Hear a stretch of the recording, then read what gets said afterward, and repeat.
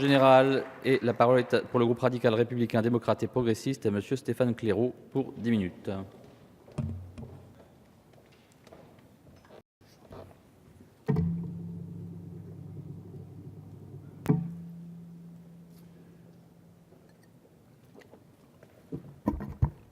Monsieur le Président, Madame la Ministre, Monsieur le Président de la Commission des lois, Monsieur le rapporteur, Serge Letchimy, mes chers collègues, nous sommes aujourd'hui réunis pour l'examen de la proposition relative à l'action extérieure des collectivités territoriales et à la coopération de l'outre-mer dans son environnement régional, présentée par notre collègue Serge Letchimy.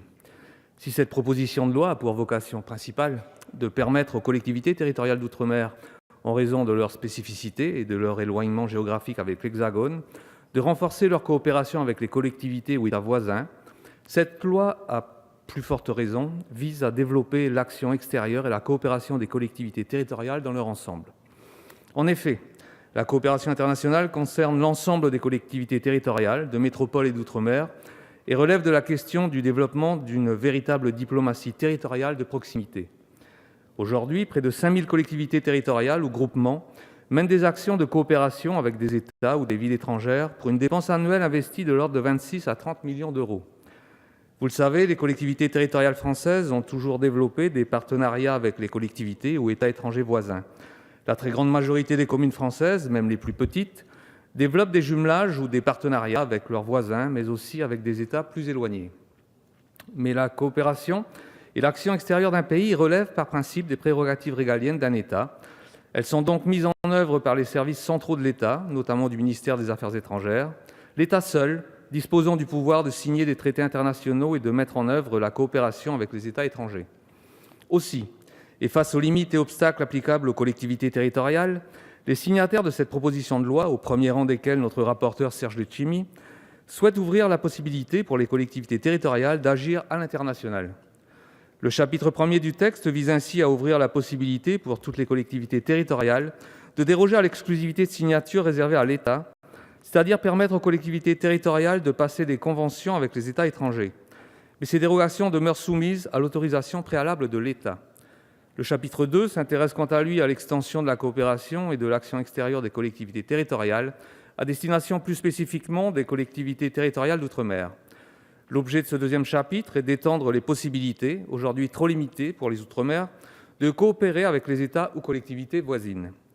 Actuellement, à titre d'exemple, la région Guadeloupe, présidée par notre collègue Harry Chalus, n'a pas la possibilité de mener des actions individuelles de coopération avec l'Amérique du Nord, l'Amérique centrale ou l'Amérique du Sud, malgré la proximité géographique entre cette région et ses États étrangers.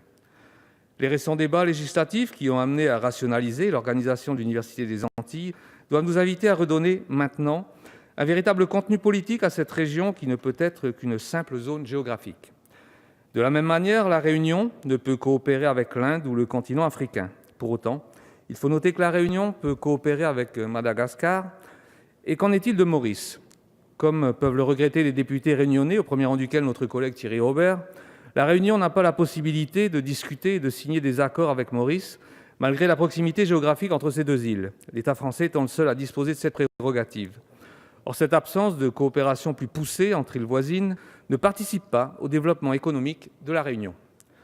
Pour ce qui concerne les territoires régis par l'article 74 de la Constitution, comme par exemple l'archipel de Saint-Pierre-et-Miquelon, les règles sont différentes. Et si les possibilités de coopération sont plus étendues dans la lettre du statut tel qu'issue de la révision de 2007, ces compétences ne semblent pas accompagnées des moyens humains, administratifs et financiers correspondants nécessaires à leur pleine mise en œuvre. Aussi, aujourd'hui, sans demande exprimée du Conseil territorial, nous resterons à la marge des avancées importantes que prévoit ce texte pour les régions et départements d'outre-mer, notamment en matière de compensation financière des compétences, de statut diplomatique pour les agents des collectivités et de conditions matérielles dans le régime indemnitaire pour l'exercice des missions à l'international. Le constat est pourtant le même que dans les autres outre-mer, c'est-à-dire l'importance de permettre à nos territoires de négocier directement avec leur État voisin, cette négociation directe permettant un travail plus simple et plus efficace. C'est ainsi que le chapitre 3 de cette proposition de loi, qui selon les termes du rapporteur contient les dispositions centrales et primordiales du texte, vise à ouvrir la possibilité pour les collectivités territoriales d'outre-mer de signer des engagements internationaux avec des États ou des collectivités étrangères. Pour pouvoir être reconnue, cette coopération doit être proposée dans le cadre de la mandature de l'exécutif d'un département, d'une région ou d'une commune, et elle doit être encadrée dans un programme cadre de coopération permettant de doter l'exécutif d'un droit d'initiative global et territorialisé de coopération. Ce pouvoir de coopération permettra à la collectivité territoriale de négocier et de travailler pour l'exécution de chaque programme dans le détail, chaque action de coopération étant précisée et disposant d'une autorisation spéciale. L'autorisation de coopération de la collectivité territoriale serait donnée par le représentant de l'État sur place et le ministère des Affaires étrangères, le rapporteur ayant précisé que cette double autorisation vise à assurer la sécurité de la demande, à éviter les complexités et à permettre d'assurer la crédibilité des collectivités territoriales ayant vocation à coopérer. À l'occasion des débats en commission, il a été précisé à plusieurs reprises que l'objet du texte n'était pas de permettre aux collectivités territoriales et à leurs groupements de se substituer à l'État en matière d'engagements internationaux de la France ou de signature de traités. Les auteurs de cette proposition de loi ont précisé qu'ils n'entendaient pas poser, ce faisant, un acte d'indépendance des collectivités d'outre-mer par rapport à la métropole. Au contraire, l'objet affiché du texte est de créer des dynamiques de coopération en matière culturelle et sportive, mais aussi en matière de recherche et développement, de développement économique, agricole et ou de protection de l'environnement, ce que la richesse patrimoniale des Outre-mer justifie pleinement. Il est essentiel de permettre une multiplication des échanges et de développer l'attractivité de la France qui, à travers ses territoires ultramarins, demeure un pays unique au monde. En effet, nous sommes le seul pays à disposer de territoires dans les 3 océans et sur toutes les latitudes. Cette représentation diversifiée de la France sur le globe est une chance, notamment en matière de lutte contre le réchauffement climatique. Enfin, le chapitre 4 vise à clarifier le statut des agents des collectivités territoriales placés auprès des ambassades ou organismes internationaux. Dans le cadre de la coopération régionale des collectivités territoriales d'outre-mer, il aura été reconnu la faculté de placer des représentants dans les ambassades des pays tiers.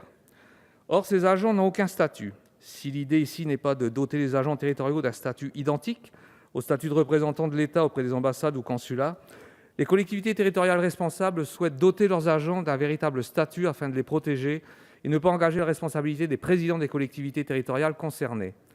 Je me permets en outre ici de revenir, s'agissant de Saint-Pierre-et-Miquelon, sur une demande formulée il y a peu à Matignon pour un poste de conseiller diplomatique, qu'un poste de conseiller diplomatique soit créé auprès du préfet de Saint-Pierre-et-Miquelon afin de pallier à l'absence d'ambassadeurs délégués ou de commissaires au développement endogène dans notre collectivité.